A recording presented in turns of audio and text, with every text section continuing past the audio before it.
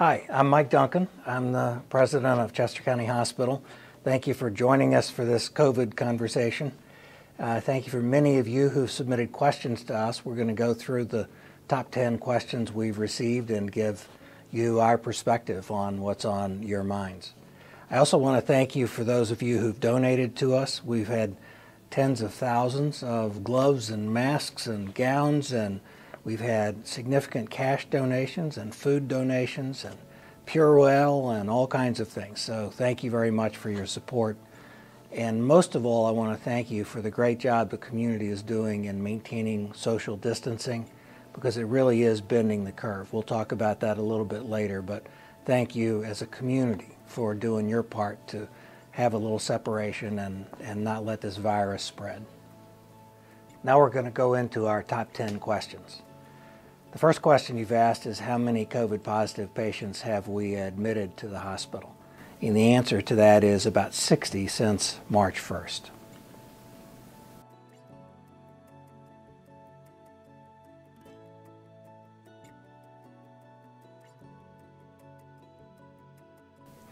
"95% of the patients we're seeing are from Chester County. There are a handful that are coming to us from outside our normal service area.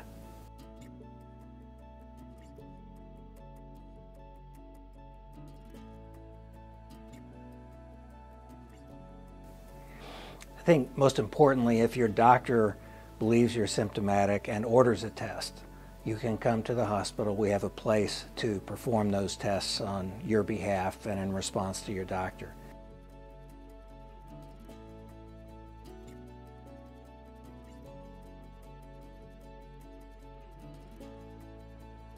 The test results, if it's on an ambulatory basis, is typically coming back in 3 to 4 days. If you have health insurance, the tests are going to be covered. For our healthcare workers, if we think they have an exposure or think they have symptoms, we're able to turn those tests around within the hospital same day, because keeping our healthcare workers safe for themselves and for you is our highest priority. If you're an inpatient or you're in the emergency room and we think you're a suspect for COVID, we can take a rapid test which has a turnaround time of 45 minutes to an hour.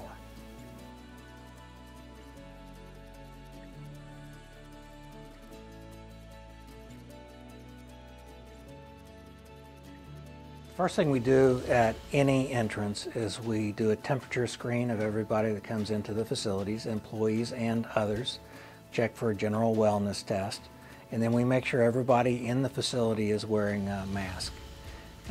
If an employee is in an environment where they have a higher risk of exposure, COVID positive patient, maybe we're doing a procedure where it might aerosolize what's in their lungs, and we have them in an N95 mask, they have a face shield, they have a gown on to make sure that nothing that comes out is going to get on that employee.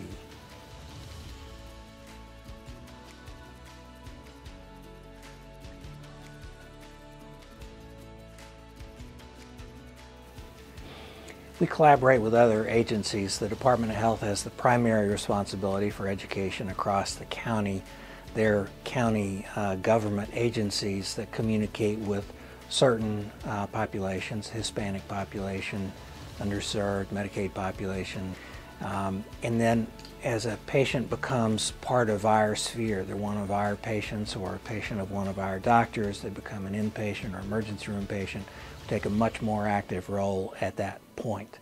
We do have a community education arm who are actively involved now in communicating some of these public health things out into the community on a virtual basis.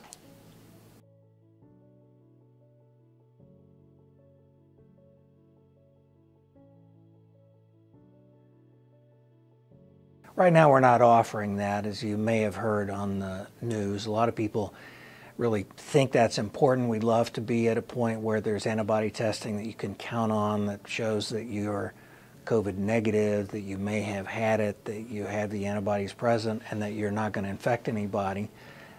We'd like to be able to offer that so people can go back to work with some confidence. The tests that are available now, and the county is running some of those tests, we're working with them to try to validate that. At this point, the results of the test don't lead to a clear clinical answer, and so we're not offering those tests.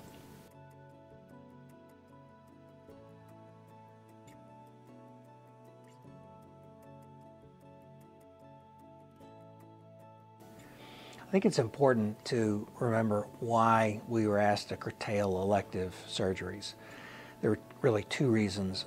The most important of them is making sure we protect our healthcare workers. If somebody who was COVID positive came in for a routine colonoscopy and they infected our nurses and doctors, then those nurses and doctors wouldn't be available to take care of truly sick people. And so we wanted to make sure we didn't have COVID positive people coming in for things that were not immediately necessary. The second reason is, as you've heard on the news, finding enough masks and gloves and gowns, which we call PPE, personal protective equipment, to keep our healthcare workers safe is a challenge. And so there was a concern about using PPE for elective cases. Our hope is that as we get into the month of May, we'll begin to ramp those procedures back up, and we'll work with our clinicians to prioritize which of those procedures should we avoid delaying any further. Obviously there's a need for them or we wouldn't be doing those procedures, and so we'll assess which ones present more risk if they're delayed further, and we'll do those first.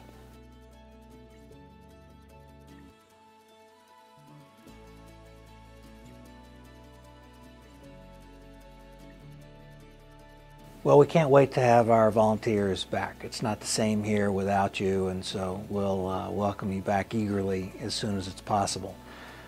In order for it to be possible, the governor needs to lift the stay-at-home order, and then you need to be comfortable that you're ready to come back to the hospital. If you have medical issues, I'd encourage you to stay away. The most important thing you can do for us is make sure you keep yourself healthy.